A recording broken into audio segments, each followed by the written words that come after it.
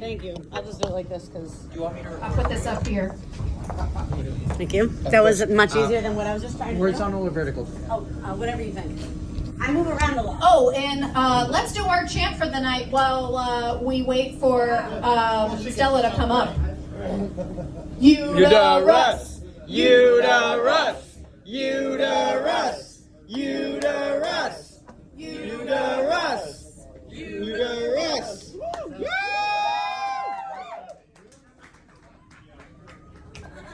How you guys doing at the Hop Knot? Not hopping, hop knot? Or the Barge? Is the Barge the name of the show? The Barge. Barge on the Rocks? It's I just want to make sure, am I in? Is everything? Because this is normally more tightly done. But I guess it doesn't really matter right now because it's black. So it hides whatever's not in. So how many people in here have ever paid for sex? All right. So there's been 2 people that said I paid for sex, and I'm going to pretend that they paid for sex. So that makes the joke a little bit better. I know my friends over here have paid for sex. This guy looks like he's paid for some sex. This young lady right here looks like she'll be getting asked to pay for some sex later. But for me, I've never paid for sex. Never. Not me. But then I realized the other day that's a lie. So I've paid for some sex, maybe market value. And then I realized that's a lie. So I went into like my sexual financials the other day. I got a sexual accountant. And I sat him down and I said, let's go over this shit. Look at all this money that I've been spending. What's going on? I'm broke.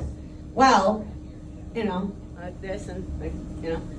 Yeah, so it looks like you spent about $3,000 on Plan B over the years 2000 to 2010.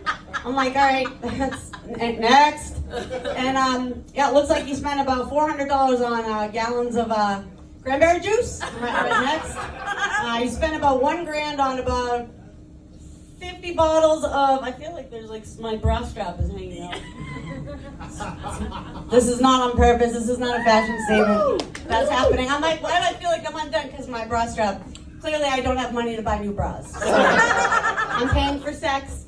And then I said, all right, what's next? He says, you know, you spend about $5,000 on cognitive therapy to undo all your bad sex years and rebuild your self-esteem. So I was like, all right, I guess I paid for some fucking sex. Thinking that I really didn't. But so the next thing I want to talk about is, I'm not really sure the background of everybody in here, but did you have children?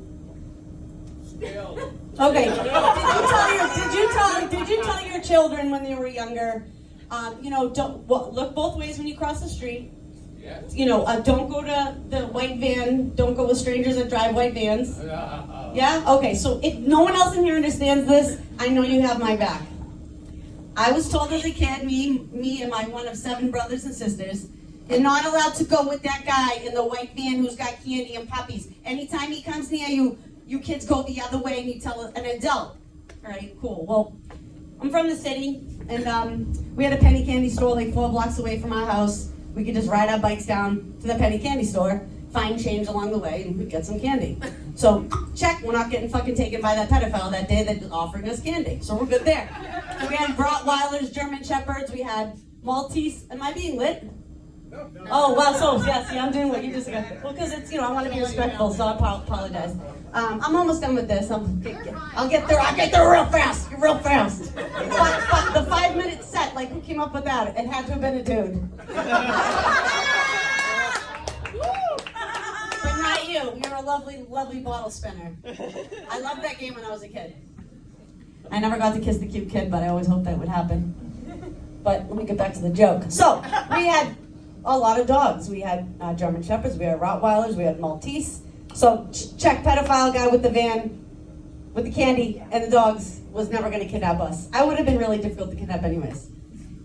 Unless he had a bunch of cats. If a guy in a white van came up to me when I was a kid, and he had a bunch of Maine Coon kittens and interactive toys in that van, I would have gotten snatched. I would have gone willingly. So I figured what I need to do is, as an adult, I'll go to all the ones that are, you know, still in their vans, and I'll kidnap them. And I'll take them and I'll bring them to like the Pine Street Inn, which is in Boston. It's a shelter. And I'll replace them with the guys that are not trying to kidnap kids. We'll get some vans, we'll boost some white vans, and we'll go down to like the local shelter and we'll take all of the cats that are set to die. We'll bring them and have the homeless guys like drive me around in the park. And then we'll play with the cats for a couple of hours. And then we'll take the cats afterwards. We'll go to like Beacon Hill or like Jerusalem Road in Cohasset and knock on all their doors. And I'll make them adopt the cats. Say, if you don't adopt these cats and give them a good life, I'm going to check in on you every fucking day. And if you don't give me a good report, I'm going to report you to Fox News because they have the best news. I'm just joking. I think that's my time, guys. I'm Stella. Have a really good night. This is awesome to be here.